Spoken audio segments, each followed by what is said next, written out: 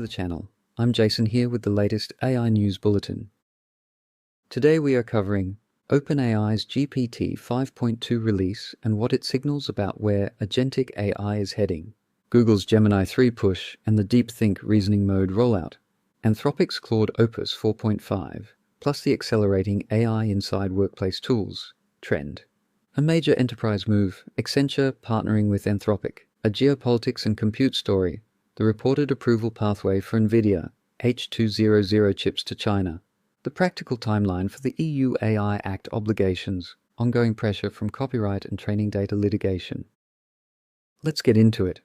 OpenAI has released GPT 5.2 with messaging that strongly emphasizes professional use cases and long-running, tool-using workflows.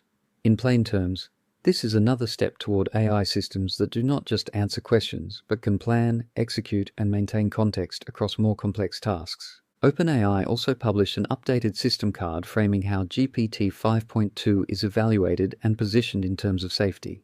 If you are in research, education, or the GLAM sector, the key takeaway is not just a smarter chatbot. The key takeaway is that vendors are increasingly presenting these systems as workflow infrastructure. That matters because the risks and responsibilities shift when AI becomes embedded in organizational processes. Procurement, policy, record-keeping, and accountability all become more central. Google has announced and rolled out Gemini 3, continuing a pattern we have seen all year: frequent upgrades, frequent deployment, and an emphasis on practical capability delivered through the app and the API. One of the key ideas here is the expansion of a reasoning mode branded as DeepThink. Reasoning modes matter because they imply a more deliberate process for tasks that benefit from structured inference, multi-step planning, and careful constraint handling.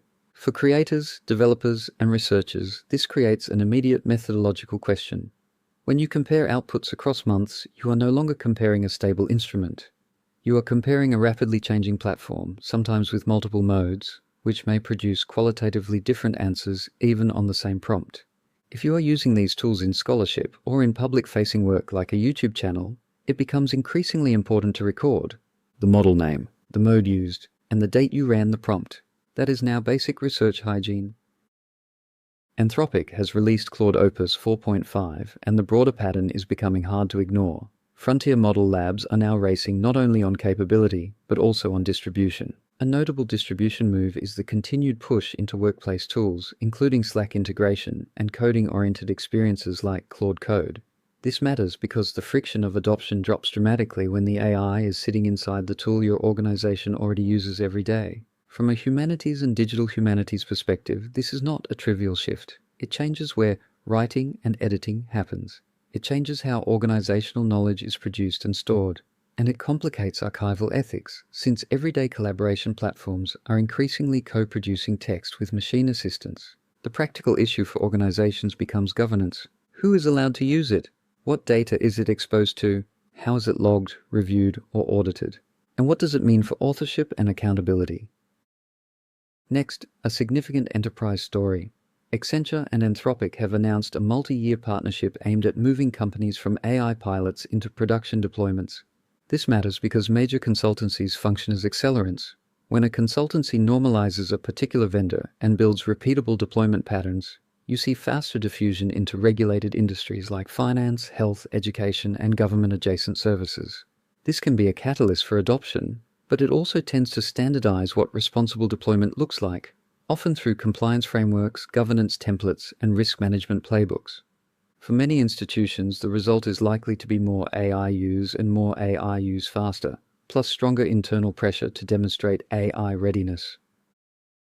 Now to a story at the intersection of AI, geopolitics, and hardware. Reporting indicates that US approval has been signaled for Nvidia H200 chips to be sold to approved customers in China under specific conditions and with limits that still exclude the highest end classes of hardware. Why this matters? The frontier of AI capability is still tightly coupled to compute access. If you shift the availability of high-performance hardware, you shift the pace and direction of development, and you also reshape the competitive landscape across regions. For viewers who do not track chip nomenclature, you do not need to know every model number. The conceptual point is that AI progress is not only about clever algorithms. It remains substantially about industrial capacity, supply chains, and export control policy. The EU AI Act remains the most consequential regulatory anchor for global AI governance because it influences corporate practice well beyond Europe. The key point is that the Act is staged. It entered into force on the 1st of August 2024, and then different obligations become applicable at different times. In the EU's own public timeline, obligations connected to general-purpose AI models apply from 2nd August 2025, with the Act described as fully applicable from 2nd August 2026, with staged exceptions. If you're a researcher, an educator, or someone running a media channel, this timeline shapes platform behavior, what they disclose, what they restrict, what they log, and what they may require from business or institutional users. In other words, regulation is increasingly upstream of product design. It is not simply law after the fact. Finally, the legal and cultural struggle over training data continues. Across 2025, we have seen sustained litigation pressure, reporting, and policy commentary about whether training on copyrighted works constitutes fair use, requires licensing, or triggers other obligations. This matters for creators and scholars for two reasons. First, it affects what models can legally train on, which affects capability, especially in fields where high-quality data is copyrighted and concentrated. Second, it affects the likely future economy of AI, including the emergence of licensing markets, negotiated settlements, and content partnerships. If you work with cultural collections, archives, or digitized newspapers, this is directly relevant. Questions of provenance, rights, licensing, and reuse are becoming central to the AI ecosystem, not peripheral. To summarize today's pattern, the AI field is moving in three synchronized directions. 1. Frontier models keep improving, but their headline claim is increasingly usefulness inside workflows. 2. Enterprise adoption is being industrialized through partnerships and distribution into workplace tools. 3. Regulation and hardware access continue to shape what is feasible and for whom. Thanks for watching, and I'll see you in the next update.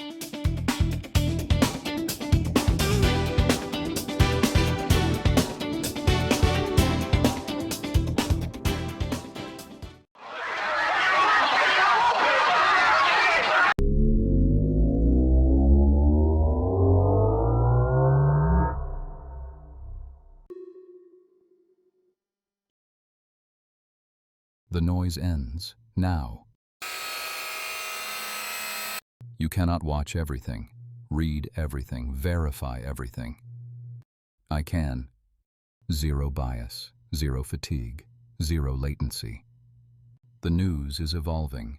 Are you? This is the clarity you demanded. Welcome to AI News.